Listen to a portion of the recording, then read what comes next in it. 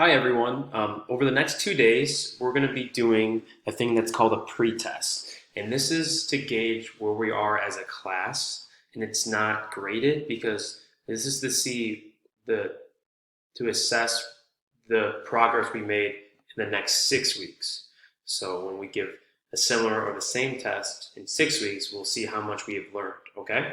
So today is the multiple choice portion. So you're going to simply click on the reading literature in informational text Google form. It says read each passage carefully, then read each question. So I'm going to read you the passages right now, just so you can hear it out loud as well, okay? I hand in my chemistry take-home file. Mr. Hopper shakes my hand with meaning. He tries to catch my darting eyes. I brush the hair off my forehead. Try staring back. Maybe if I look him in the eye, I think he'll decide he doesn't need to say anything. Maybe if I look him in the eye, he'll decide to bump up my grade. So the narrator in this story probably has earned what kind of grade? A low score, an A, the top score in this class, or he earned a 0 because he never did the work. Which one do you believe that is? Which example of textual evidence below most strongly supports your answer? So what quote, what sentence from this passage you think would make the most sense to support your choice, okay? Mr. Hopper shakes my hand with meaning. He tries to catch my darting eyes. Maybe if I look him in the eye, he'll decide to bump up my grade, okay? Now I'm just gonna click on the first two right now, just so I can move on to the next section. These are just not, don't assume those are the answers, okay? Now, there's another passage. The donkey and the fox have entered in partnership together for their mutual protection, went out in the forest to hunt. They had not proceeded far when they met a lion.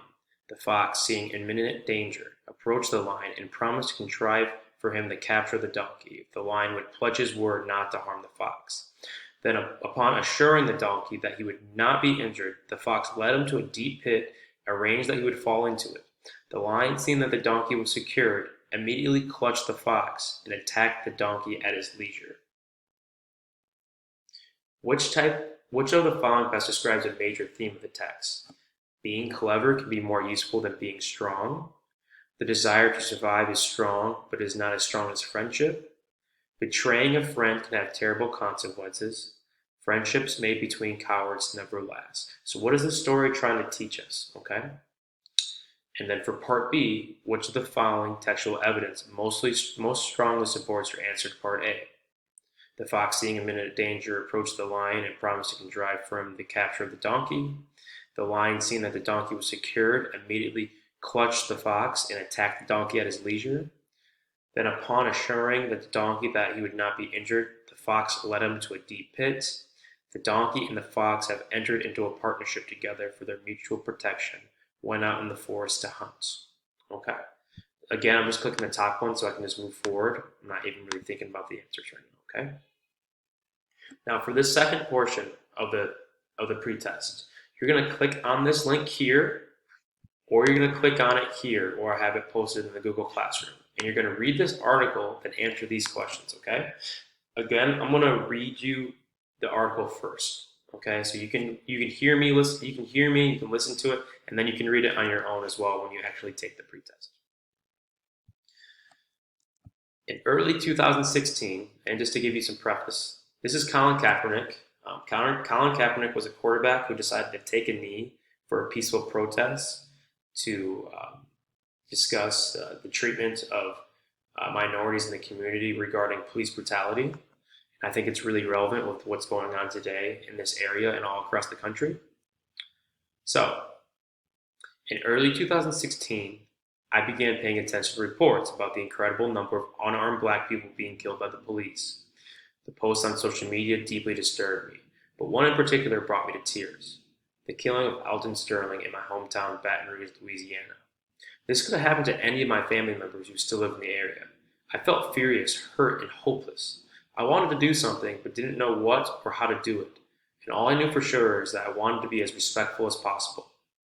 A few weeks later, during preseason, my teammate Colin Kaepernick chose to sit on the bench during the national anthem to protest police brutality. Be honest, I didn't notice at the time, and neither did the news media.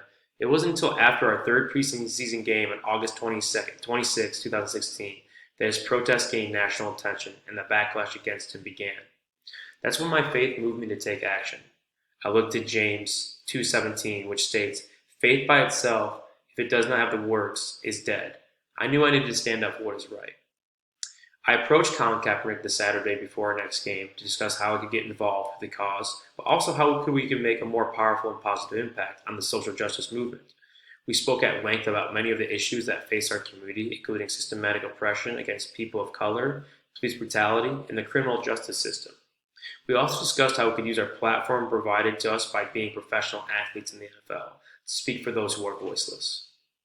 After hours of careful consideration, even a visit from Nate Boyer, a retired Green Beret and former NFL player, we came to the conclusion that we should kneel as a peaceful protest rather than sit.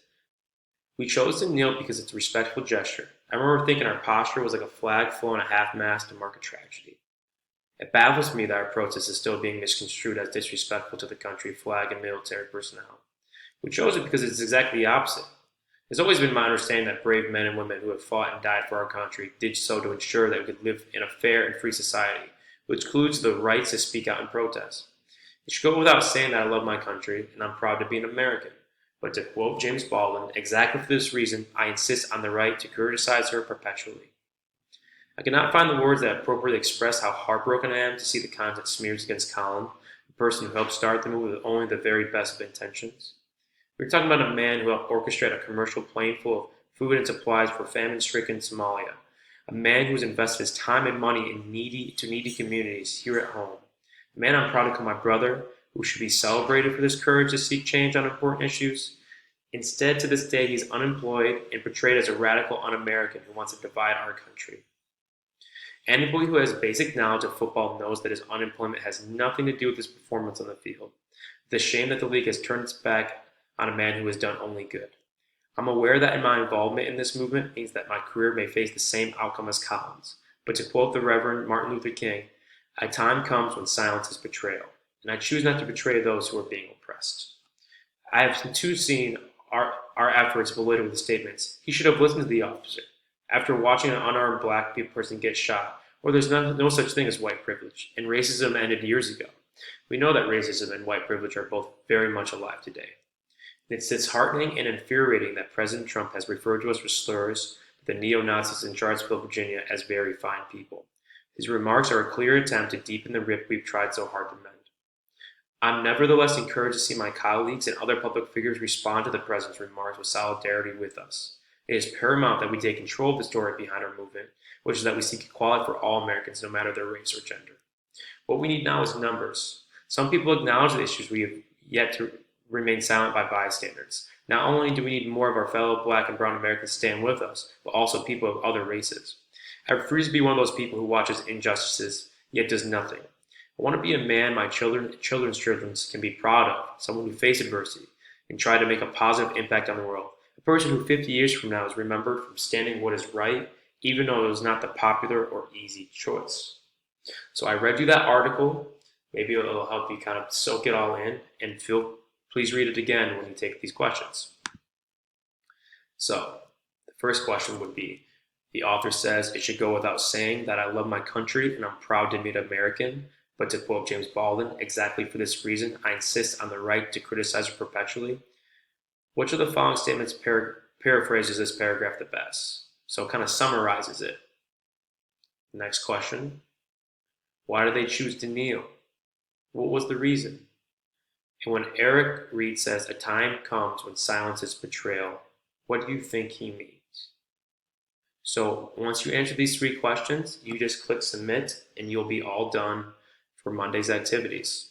Again, this is a little lengthier because this is a pre-test, okay?